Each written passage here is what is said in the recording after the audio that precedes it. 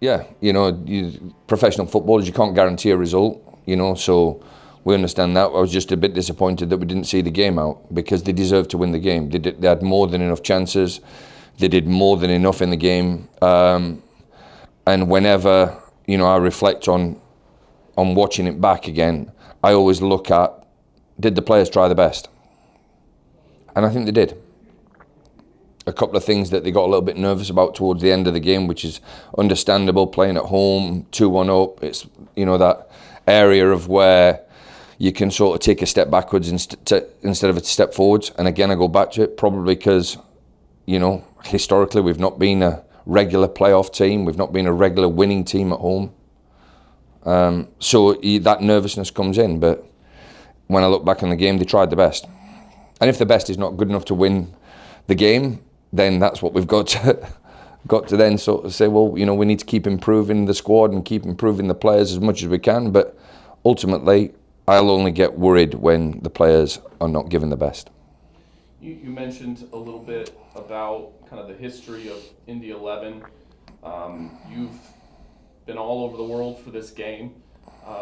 What even made Indianapolis a stop for you that made some sense? Well, at the time I was in a position which I didn't feel comfortable in because I was the head coach at Minnesota United in the MLS. But they were just doing it on an interim basis. And they said interim for the season, which I don't agree with. I don't think that even when you're under contract and you've just got 1 year left, I think that then becomes a situation where you maybe have to look for other opportunities, because as soon as the players understand that it's either the manager or them, the club's going to fail. The coach needs to be in full control and full charge of what's happening on the field, not necessarily off the field. But I didn't feel as if there was enough, at that time, support, and there wasn't enough clarity about my role at Minnesota United. So therefore, I took this opportunity. I had a couple of interviews at other places, but this was the best one. And speaking with Greg and Ursel, I understood that their values match mine, and then it was, how quickly can I get here and get started? What are some of those values? They talk a lot about community, about family, about honesty, integrity, and that's right up my street. Again, you've seen so much of the world for this game specifically. What's your impressions of Indianapolis so far? Are you able to have any sort of life that isn't just coaching a soccer team? Yeah, I love living where I'm living. My wife loves living where we live. We don't get out and see a lot of the full state. I'm sure there's beautiful places, a couple of hours drive north, south, east, west of where we are, but we're quite comfortable in this little area that we're in. Really enjoy the people living here, and I enjoy the day-to-day environment of being at Indy 11. Can I ask which part of the city you chose to live in? I live in Carmel. Okay, so not too far from here. In terms of some of the guys that you have coming back, who are you? Who does the 11 need to rely on for some leadership for this particular season? Every single one of them. There is no distinct one person's going to sort everything out. The team will be the leader, and everybody understands that everybody has a voice. Everybody has that opportunity to speak and have an opinion, and if it's something that they think that can improve us individually and collectively, then I have no problem in opening that up to the group. There is no one distinct leader of the group. They've all got different leadership skills, different leadership qualities. I assume that's also then true for the new guys on the roster? Yeah. Great, you look at the new players coming in. James Murphy's been fantastic for us. Quiet leader, goes about his business, but his quality of play is real high standard, and he holds himself accountable to everything. You've got Pat Hogan, who comes in and again, a great signing for us, more of a vocal leader and holds other people accountable. And you've got Eddie Kizzer, who comes in and works incredibly hard at his own game and things that he knows that can help the rest of the team. So they're just three players that you can think of, that have come in with experience in this league and come in and gone, you know what, I can join this club and I can lead in my own specific way. You talked about some of the role that you wanted as a coach. I'm sure that part of that role includes, say, into the personnel and that sort of thing. What in the off season, as you're sort of accumulating that roster, what role are you playing in that process? The one that says yes or no, I think. Obviously we have a financial budget that's put in place to make sure that we don't mismanage the funds that are given to us to run the team. We don't have a scouting department. We don't have scouts. So therefore, the recruitment's done by myself and the other 3 coaching staff. And we'll watch video, we'll watch players, we'll speak to agents. Agents will, send us players, and then we've got to make sure that we, 1, fit them into our budget, and 2, probably the most important thing, are they the right qualities that we need individually so they can fit into the team collectively. How would you describe the style of how you want this team to play? Pretty simple. I want to score as many goals as we can and stop them going in the other net.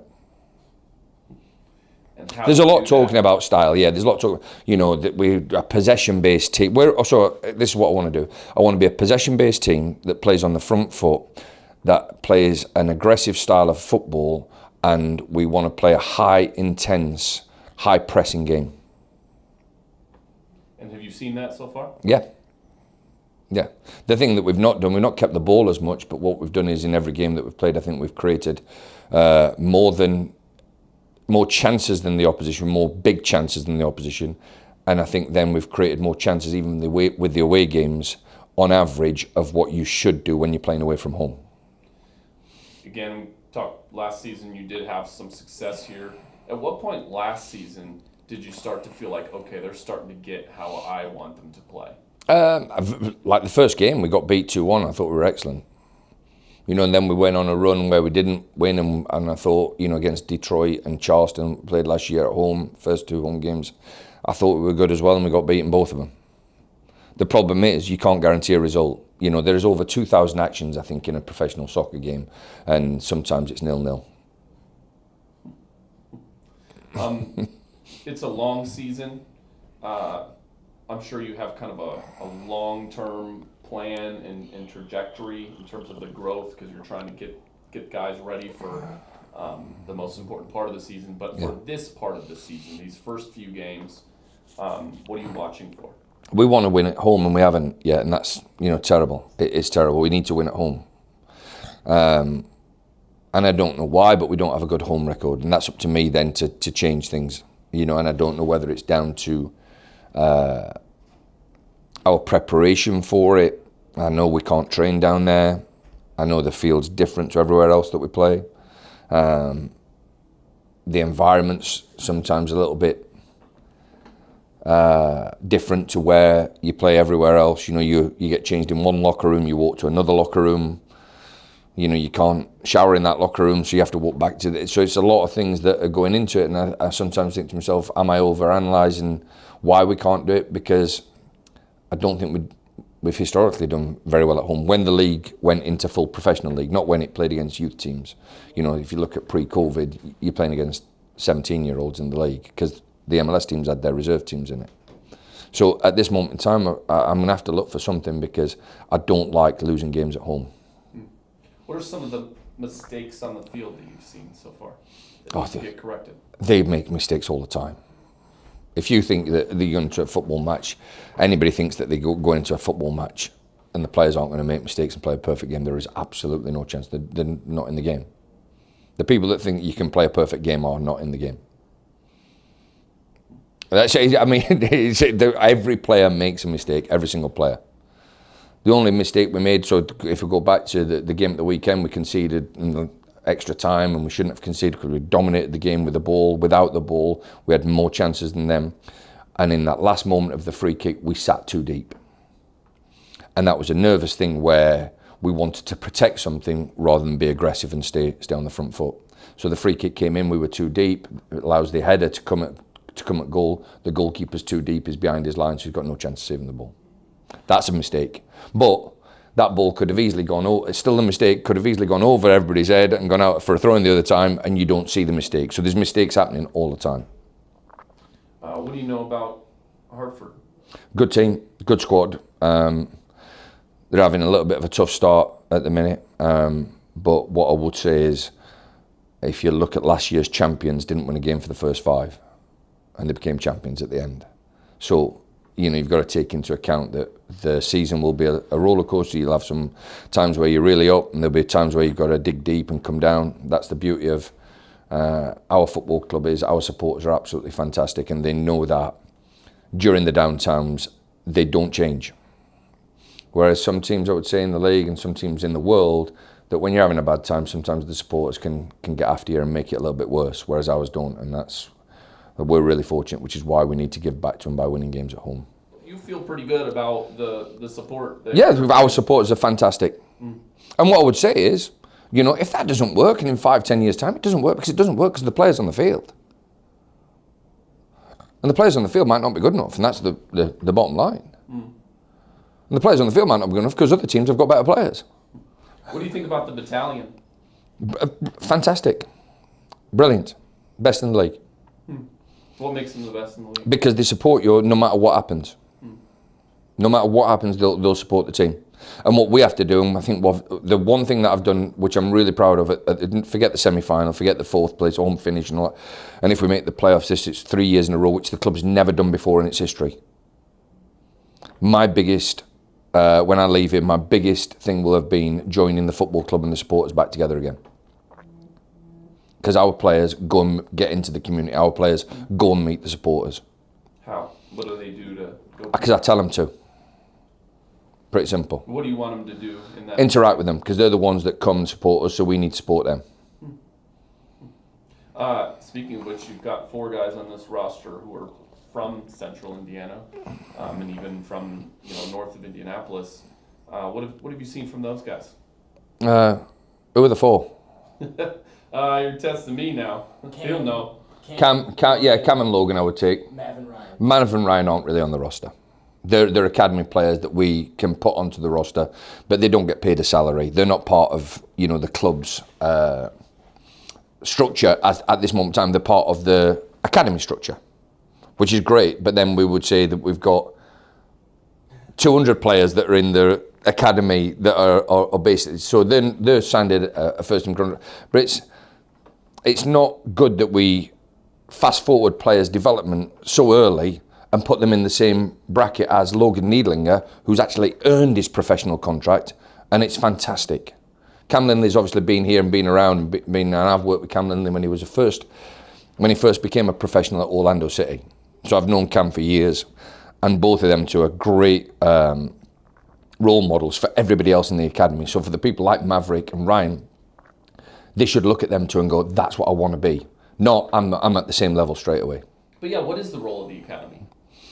How are we doing on time? Right, 9:16. Okay. To provide place for the first team.